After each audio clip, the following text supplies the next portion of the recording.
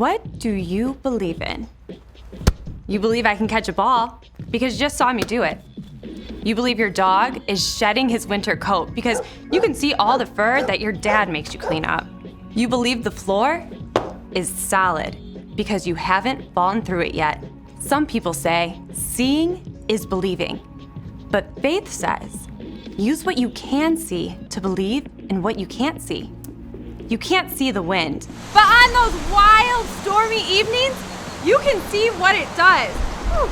You can't see what's happening inside your stomach without an X-ray machine, but you believe that this can be fixed by this. You can't see your parents' love, but you can see the way your mom cuts your sandwich just the way you like it, and how dad drives you to soccer 4 times a week. And no, you can't see God with your physical eyes, but you can see him in everything he's created. You can see his love in the kid who's kind to you on the bus, and the drive-thru lady who smiles and gives you extra fries. Most of all, you can see who God is in Jesus and the eyewitness accounts written down by his best friends. When you trust, even when it's hard to see, when you live a life based on faith in who God is and how he tells us to love, others can see God at work in you. That's why faith is an amazing way to worship God with your life. Because worship is about more than just singing loud. It's all about living loud.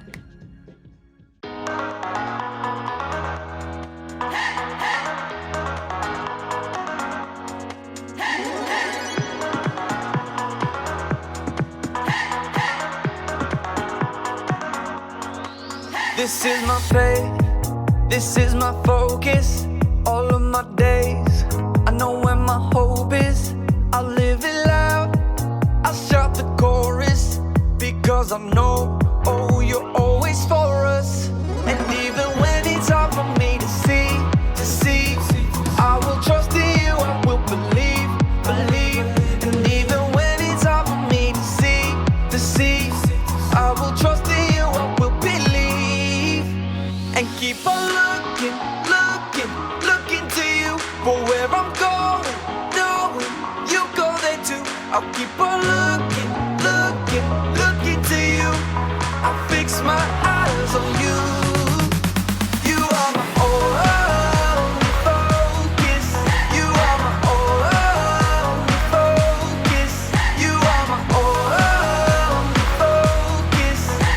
I fix my eyes on you. This is my faith, this is my focus, all of my days. I know where my hope is, I'll live it loud. I shout the chorus, because I know, oh, you're always for us. And even when it's hard for me to see, I will trust in you, I will believe. And even when it's hard for me to see, I will trust in you, I will believe. And keep on looking to you for where I'm going, knowing you go there too. I'll keep on looking to you. I'll fix my eyes on you. You are my only focus. You are my only focus. You are my only focus. I fix my eyes on you, oh yeah. Woo! You ready? Come on, let's go. Hands in the air, hands in the air. I know you're there, I know you're there. Anywhere, oh. Anywhere. I fix my eyes on you, on you. Hands in the air, hands in the air. I know you're there, I know you're there. Anywhere. I fix my eyes on you, and keep on looking to you for where I'm going, knowing you go there too. I'll keep on looking to you. I'll fix my eyes on you. You are my only, you are my only, you are my only, you are my only. fix my eyes on you, on you, on you.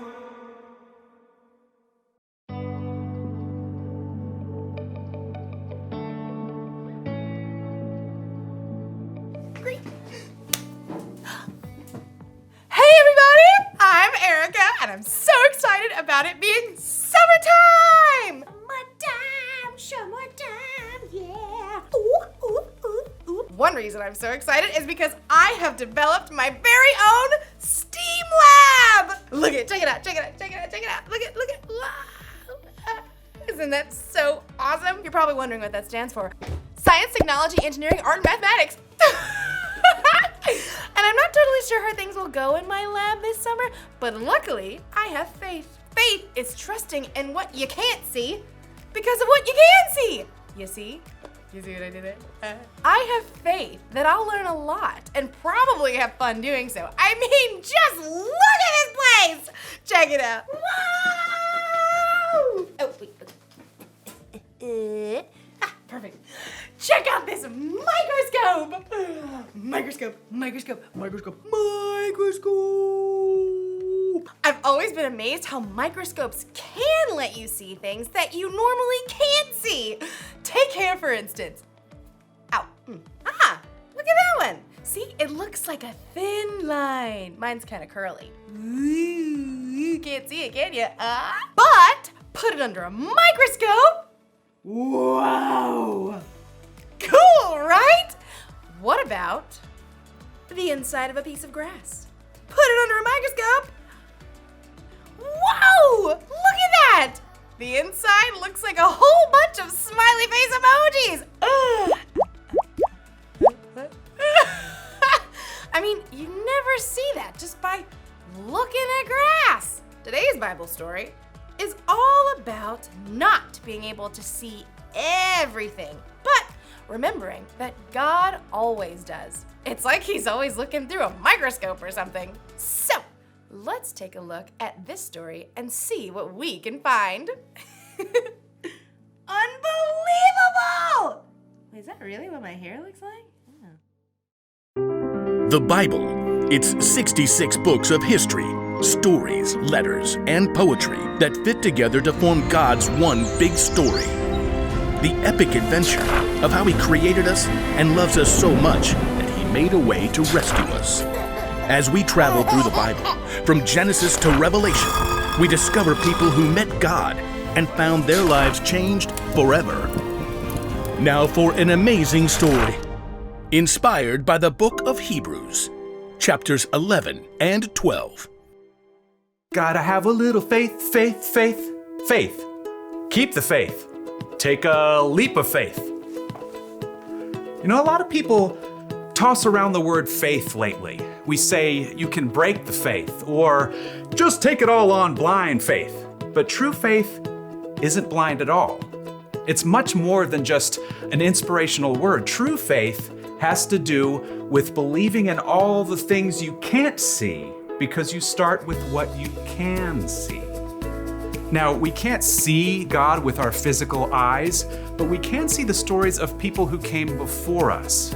They lived in a broken world like we do, but they chose to follow God. They chose to trust His promise that one day He would send a rescuer that would make everything right again. The writer of Hebrews in the New Testament tells us about some of these men and women in God's story. People like Noah, people like Abraham. When God called Abraham, he was already getting old. He and his wife Sarah didn't have kids. Leave your country and your people. Leave your father's family. Go to the land I will show you. All nations on earth will be blessed because of you. God was planning on sending his rescuer as one of Abraham's great, etc. grandchildren. But still, even though Abraham had God's promise, he still couldn't see the one God was sending. Still, Abraham went on a wild adventure, following God's call, and even his descendants, Isaac, Jacob, and Joseph, all chose faith in God. Moses, too, was called by God from the fiery heart of a burning bush. Even though he was raised by Pharaoh's daughter, he chose to stand with his own people and face Pharaoh's anger to win freedom. We read about it like this in the book of Hebrews. Moses suffered shame because of Christ. He thought it of great value. See, when you check out Hebrews, you discover this huge list of people who followed God by faith, so many that the writer just stops trying to list all of them. Oh, but we can't forget Israel's most important king, David. Get up and anoint him. This is the one. Even though God had promised David would be king, though, David spent years on the run from King Saul, fearing for his life. Still, he chose to trust God. The Lord is my shepherd. He gives me everything I need.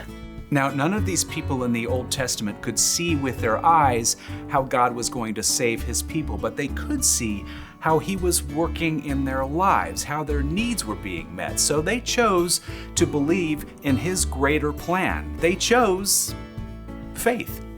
Faith is being sure of what we hope for. It is being sure of what we do not see. That is what the people of long ago were praised for. Now, here's where the story turns. In Hebrews, we discover that none of those people in the Old Testament received what God had promised here on earth. That's because God had planned something better for us, so they would only be made perfect together with us. God's plan includes all of us from the very beginning of creation. So at just the right moment, at the perfect point in time, God sent his rescuer, the hero, his very own son, Jesus. Jesus showed us how to live. He showed us what God was like, and he told us the most important thing. If you love one another, everyone will know you are my disciples. Love God, love others. It's the heart of the whole story. But then, Jesus was killed, and his friends thought the story was finished. Period. Dot. The end. Until God raised him back to life. Jesus has defeated death, and those who follow him can live with him forever. But how do you follow someone you can't see? Well, that brings us back to faith. Let us keep looking to Jesus.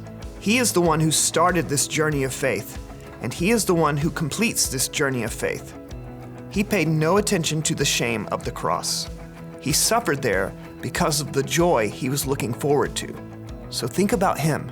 Then you won't lose hope. The early believers, Peter and John and other followers of Jesus, had seen him teach and heal. They saw him after God raised him to life. But after Jesus returned to heaven, the believers continued to live by faith. We have to speak about the things we've seen and heard. Because of what the new Christians in the early church had seen, they could believe in what they could not yet see, the end of the story, where God makes everything right. They kept the faith, and because they did, we can choose faith too.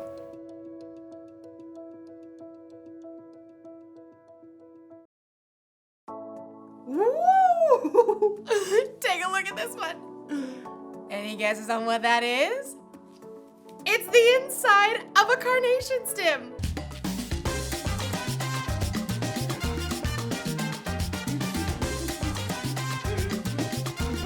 It's amazing how things look so different under a microscope than they do just with our eyes. It makes me think of Hebrews chapter 11. It's where we can look back to all these people in history who had faith in God. Even though they couldn't always see how things would turn out, they believed God and his promises. They lived by faith. And you can live by faith too. In fact, having faith in Jesus and what he did for you on the cross is what makes it possible for you to have a relationship with God. Relationship status update. Even though we can't see Jesus in person, we can still have faith in him because we can see how he's worked in the lives of the people who've come before us. That's the one thing to remember today. You can know Jesus even though you've never seen him. If you want to know Jesus more and you don't know where to start, try talking with someone who has put their faith in Jesus. Or you can read the stories in the Bible of the people who trusted God long ago. There are lots of things we can see that can help us have faith. So, I hope you guys have an awesome day! I'm gonna look at a few more things under my microscope. Like maybe my nail! Let's check it out. Oh, I need to wash my hands better. This microscope tells you a lot.